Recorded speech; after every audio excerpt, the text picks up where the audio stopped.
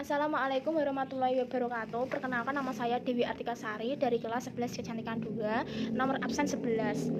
Khutbah tentang pendidikan Islam. Ma'asyiral muslimin rahimatullah. Dengan berganti tahun semakin jauh, kita meninggalkan masa kenabian dan semakin dekat kita kepada masa berakhirnya kehidupan semesta. Suka ataupun tidak, itulah sunatullah yang pasti berlaku. Sebagaimana siang dan malam dipergilirkan, zaman datang dan pergi silih berganti. Seperti itu pula umat manusia. Generasi demi generasi manusia datang silih berganti untuk berkompetisi, memperlihatkan karyanya yang terbaik di muka bumi. Dalam perjuangannya mewujudkan tugas kewajiban sebagai hamba-hamba Allah dan khalifah-khalifahnya di muka bumi ini. Allah telah mengingatkan kepada kita dan semua umat manusia pada umumnya.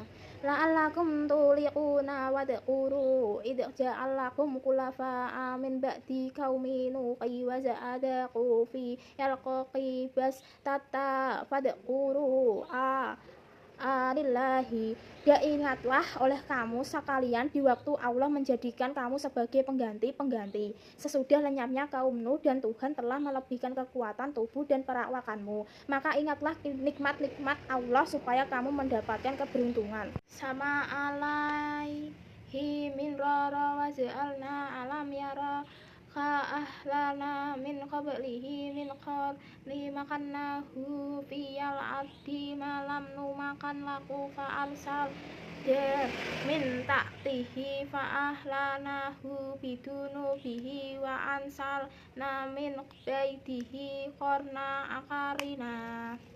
Apakah mereka tidak memperhatikan berapa banyak generasi yang telah kami binaskan sebelum mereka? Padahal generasi itu telah kami teguhkan kedudukan mereka di muka bumi. Sama alaihi min rara wa ja'alna alam yara ahlana min qablihi min qarni makannahu fiyal ardi malam numakan laku fa'arsal min ta'tihi fa'ahlanahu bidunubihi wa ansalna min qaidihi qarna akarina.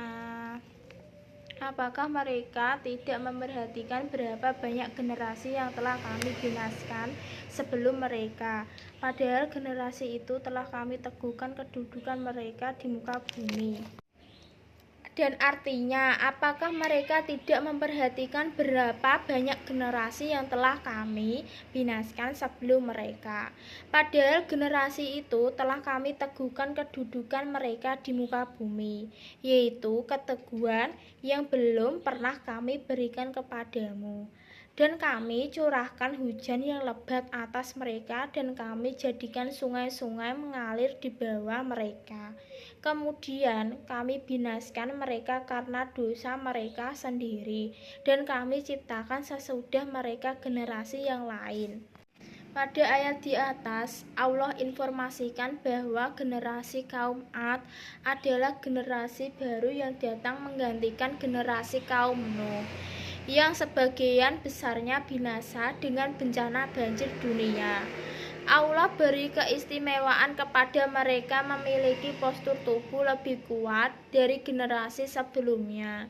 Dan pada ayat yang kedua, Allah peringatkan suatu hukum sejarah sebagai ketetapan sunatullah tentang timbulnya, tenggelamnya, bangkit, dan runtuhnya peradaban suatu generasi umat dan bangsa manusia. Peralihan generasi itu harus berlangsung sampai hari kiamat dan sampai hari ini. Telah sampai pada masa kita dan generasi yang sedang bersiap mengambil alih dan melanjutkan estafeta perjuangan generasi sebelumnya yang sedang berlangsung. Mereka inilah yang populer disebut generasi Y atau generasi milenial. Berdasarkan kualifikasi dan kategorisasi yang dikemukakan sebagian pakar teori perbedaan generasi, di mana generasi Y atau generasi milenial adalah generasi yang lahir pada rentang waktu antara 1981 sampai dengan tahun 2000. Maka generasi Y adalah generasi yang paling potensial dari segala aspek. Mereka yang berada antara usia 19 tahun hingga 40 tahun, mereka yang sedang menampaki jenjang pendidikan tinggi hingga yang sedang memasuki kemampanan dalam karir. Mereka adalah generasi yang paling menentukan kehidupan agama, umat, dan bangsa di masa yang akan datang. Jika mengacu kepada hasil riset Kementerian Pemberdayaan Perempuan dan Perlindungan Anak yang bekerja sama dengan Badan Pusat Statistik yang diterbitkan pada tahun 2018 tentang profil generasi milenial Indonesia, jumlahnya mencapai 33,75%. Dari total penduduk Indonesia yang tahun 2019 ini diperkirakan mencapai angka 265 juta jiwa. Maka nasib bangsa ke depannya akan sangat ditentukan oleh peran dan kiprah mereka itu yang jumlahnya lebih dari sepertiga penduduk. Sebagai sebuah kepercayaan dan ketetapan sunatullah, peralihan generasi dan pergantian kepemimpinan di muka bumi termasuk tema yang sering diungkapkan oleh Al-Quran dengan menggunakan tema istiqlalaf. Pergantian generasi kepemimpinan, sedang generasi para penggantinya disebut dengan khalifah, kalufah, dan kalaif. Tetapi yang terpenting diperingatkan oleh Al-Quran adalah tentang karakteristik dan kualitas para generasi tersebut, di mana peralihan generasi dan kepemimpinan tidak selamanya berlangsung linear, tetapi seringkali terjadi secara spirial bahkan regresif. Pada surat Al-A'raf ayat ke-168 sampai 160, Al-Quran menggambarkan kemunduran yang terjadi pasca peralihan generasi. Qatila allahu yarkikuna wa qatanahu fiyal ardi amma minhumu sholiquna wa minhu duna dalika wa bala'nahu bil hasanati wa sadis aradena hada'anna wa yaquluna sayu farulana wa in ya'tihi aradunu miluhu fakhalafa min ba'dihi kalfu wa sukhita babakuduna bi ihi wal daru akhiratu khairu lilladina yaqudu hu alam yu hu khal alaihim min saku kitabi an yaqulu alla lillahi illa qaqa wa darasu ma fi yattaquna afala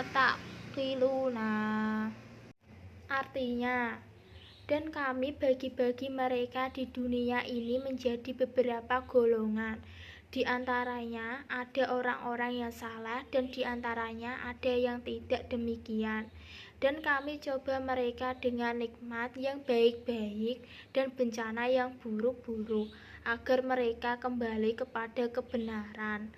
Maka datanglah sesudah mereka generasi yang jahat yang mewarisi Taurat, yang mengambil harta benda dunia yang rendah ini dan berkata, kami akan diberi ampun. Dan kelak jika datang kepada mereka harta benda dunia sebanyak itu pula, niscaya mereka akan mengambil juga. Bukankah perjanjian Taurat sudah diambil dari mereka?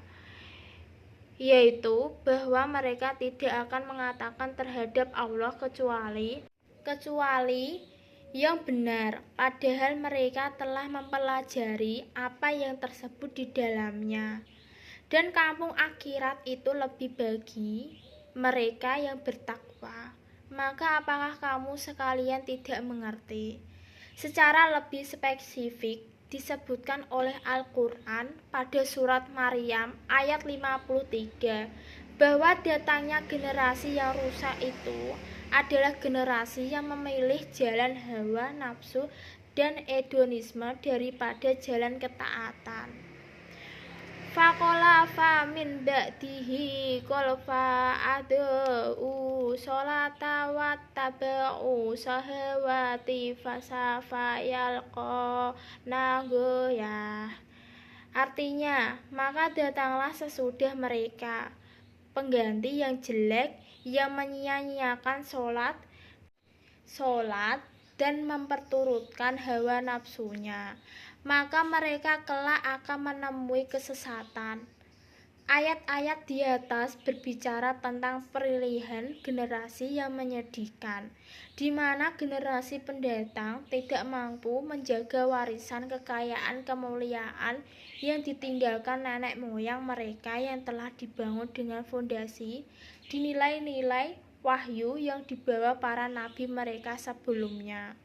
Apa yang diungkapkan Al-Quran tentang pergantian generasi dan perubahan karakter serta budaya hidup pada umat-umat terdahulu mengandung pelajaran dan peringatan berharga bagi umat Nabi Muhammad yang dipersiapkan sebagai umat terakhir dari perjalanan umat manusia, di mana karakteristik utamanya adalah tidak ada lagi kepemimpinan para nabi dan rasul karena sudah diakhiri dengan wafatnya terakhir Nabi Muhammad. Mereka terlahir untuk mewarisi nilai-nilai agung itu berupa sumber ajarannya yang ditinggalkan kepada mereka, yaitu kitab Allah dan sunnah nabinya. Aku tinggalkan kepada kalian dua pusaka, yang jika kain pedomani dengan saut tenaga, niscaya kalian tidak akan tersesat selama-lamanya, yaitu kitab Allah dan sunnah nabinya. Di sisi lain, Al-Quran juga mengingatkan bahwa generasi demi generasi yang lahir dari rahim umat Islam senantiasa bercampur di tengah mereka tiga kelompok generasi umat yang mempunyai karakteristik yang berbeda-beda kualitasnya. Hum sabiqu bil khairati biidinillahi summa arabna kitabal ladina astafaina min ibadina famihu talimu li nafsihi wa mihu tasidu amin fadlu kabiru dalika huwal. Artinya, kemudian kitab itu kami wariskan kepada orang-orang yang kami pilih di antara hamba-hamba kami. Lalu di antara mereka ada yang menganiaya diri mereka sendiri, dan di antara mereka ada yang pertengahan. Mereka tiga kelompok generasi umat yang mempunyai karakteristik yang berbeda-beda kualitasnya. Hum sabiqu bil khairati biidinillahi summa arabna kitabal ladina astafaina min ibadina famihu talimu li nafsihi wa mihu tasidu amin fadlu kabiru dalika huwal. Artinya, kemudian kitab itu kami wariskan kepada orang-orang yang kami pilih di antara hamba-hamba kami.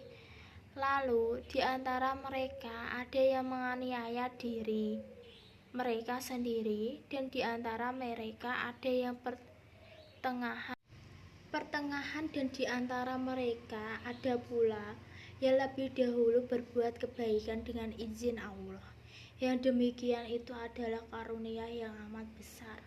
Mengacu kepada uraian para mufasir bahwa kelompok generasi umat Nabi Muhammad yang zalimun li nafsih atau yang menganiaya diri sendiri adalah mereka yang meninggalkan kewajiban dan tanggung jawabnya kepada agama dan umat, dan sebaliknya senantiasa melanggar apa yang dilarang kepada mereka.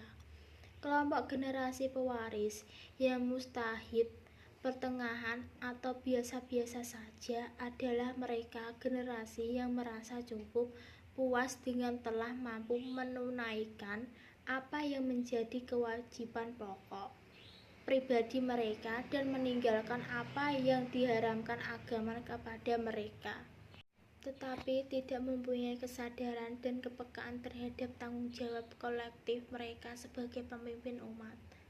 Kesalahan mereka baru sebatas mengamalkan pada yang wajib dan meninggalkan yang haram, tanpa dibarengi kegairahan atas tanggung jawab sosial dan kolektif mereka, sebagaimana belum peduli menghidupkan kebaikan-kebaikan dan pengorbanan yang bersifat sukarela dan pengabdian.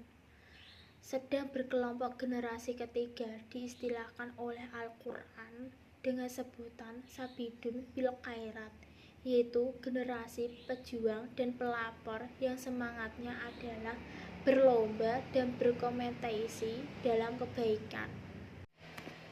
Kita tentu semua berhadap bahwa peralihan generasi itu berpindah dan berlanjut kepada generasi-generasi yang berkelas. Sabidun bin khairat, generasi pelapor bukan pengekor, generasi pejuang bukan pemalas, generasi pemenang bukan pecunda, generasi mampu berkarya bukannya hanya bercerita.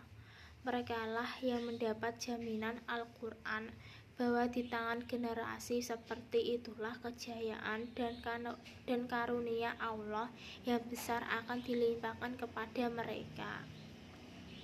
Namun keberhasilan dan tidaknya membangun generasi milenial yang berkarakter sabidun bil khairat kepada kesungguhan mempersiapkannya, mendidik dan membinanya. Kebangkitan generasi para pejuang dan pemenang tentu adalah dipersiapkan bukan kebetulan. Kita menyadari bahwa generasi Y atau generasi milenial tumbuh dan berkembang dengan tanggung jawab, peluang dan tantangannya berbeda dan bisa lebih berat dari yang dihadapi kita dan sebelumnya. Maka tidak mungkin generasi yang hidup dengan zaman dan tantangan yang berbeda dididik dan dipersiapkan dengan cara dan metode tradisional yang sudah ketinggalan zaman. Ciri yang menonjol dari generasi milenial adalah penguasanya terhadap teknologi informasi dan media sosial, dengan kemudahan belajar dan mendapatkan akses informasi dan pengetahuan dengan caranya sendiri melalui teknologi, sehingga mereka tidak bisa lagi diajari atau dididik dengan cara otoriter. Dipersiapkan bukan kebetulan.